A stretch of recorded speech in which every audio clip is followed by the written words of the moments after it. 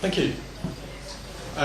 Just a quick word about the way this works. It's based on an algorithm written by Caden Lovelace. It's a coder I've been working with, and the bit of program that he wrote effectively scans a text and looks then on the internet for the longest section of or sequence rather of words that it can find in any particular website on the internet.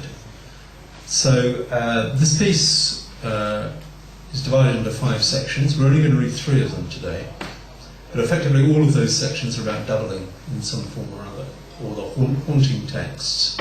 And the word fetch itself has a double meaning insofar as the fetch cycle is the simplest and first cycle in the computing process. The fetch also in Gaelic mythology is a wraith, a figure that appears as a premonition of somebody's death.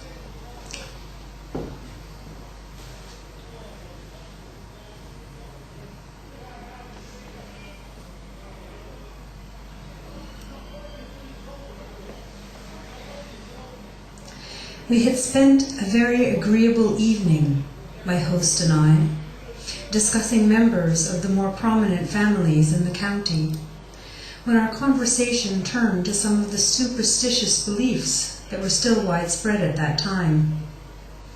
I asked him, in particular, about the fetch. I had heard tell of this apparition, rather like a wraith, the double of someone who is about to meet their death. My host promptly recounted a story he had heard in his youth concerning a stable boy up at Coombe House, which was then owned by a Colonel MacDowell, a violent and capricious man, unloved by his staff. The Fording smack was almost like The stable lad had been sweeping musty straw from the stable threshold when he caught a glimpse of the Colonel's daughter. He and Abigail Whiting as she were married stumbled across in the February stable yard. 1783. She was grotesquely disheveled, her long black riding coat torn and caked And with the trail mud. boss to keep Her kind of hair was dry. tangled. In his shock, the lad forgot himself and called out to her.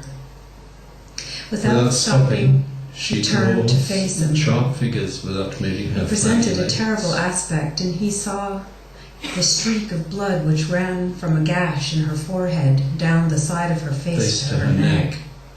Yeah, Then, I do. I really do. Almost collapsing, she disappeared through the archway which led toward the house. He stood transfixed for a moment before dropping the broom and running after her. When he emerged from the archway, he looked toward the house, but there was no sign of her. Response. He ran into the kitchen at the back of the house and asked the cook if she had just seen the Colonel's daughter pass that way. The question was met with a ribald response and a warning that he'd better get out of the house before the butler found him where he had no right to be. The boy searched through the gardens and wandered the gravel path around the outside of the house, glancing up at the large leaded windows. He caught no sight of her. Finally, he returned to the stable yard.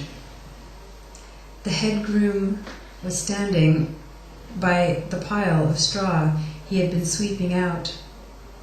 He caught the boy by the hair and asked him where he had been and why he hadn't finished his work. Between yelps, the boy described what he had seen and shouting at the dog. He had almost finished his account when the Colonel himself appeared. He was closely followed by his daughter. She was impeccably turned out in a high-collared black suit, white stock, and black hat, with a lace trim. Yellow-pied and black-pied. She carried a pair of white kid gloves. Her face showed not the slightest trace of a wound. Father and daughter took their respective mounts and rode out to join the hunt. In an intimate auditorium. The boy fully expected to receive a further beating from the groom for lying or trying to make a fool of him. Prelude. Instead, without looking at the boy, he told him that he'd not seen the colonel's daughter, but her fetch. The stable lad said they should say something to the colonel waiter about it. This is a direct way of giving. Tell him what? Asked the groom. He'll find out soon enough.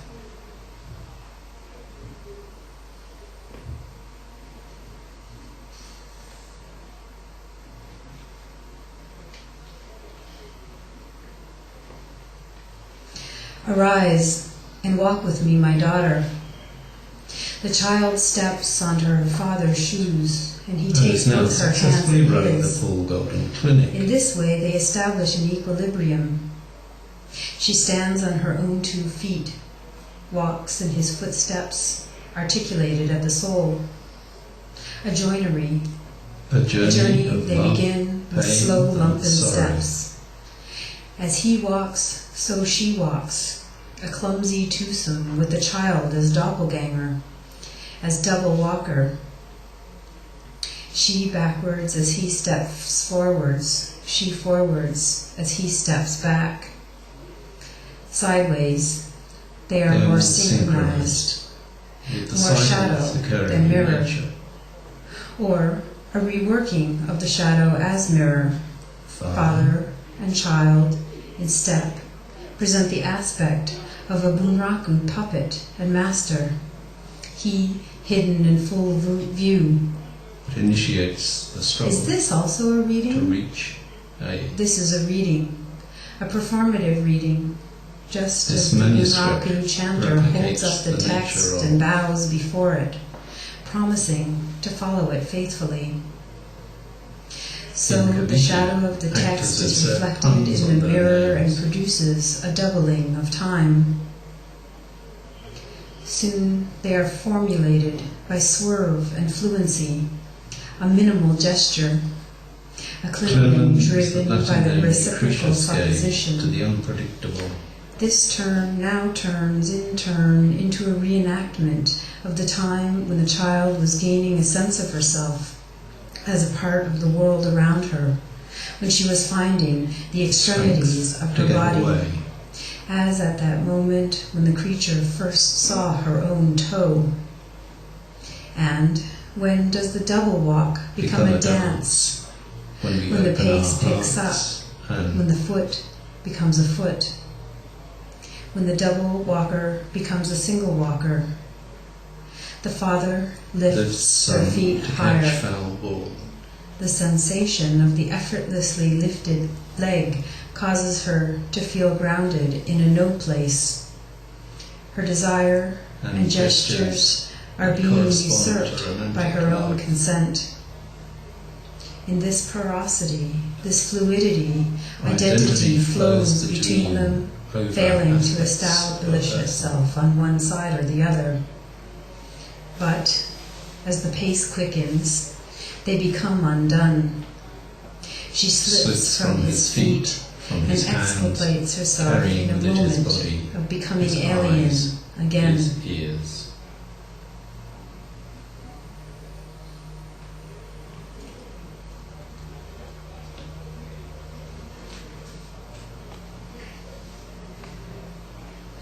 Ware, offbeats, and binocular vision.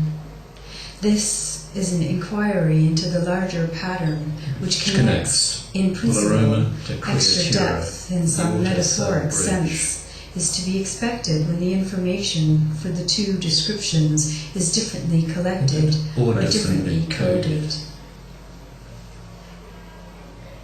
What bonus or explement of 9 follows from combining information from 2 or more sources?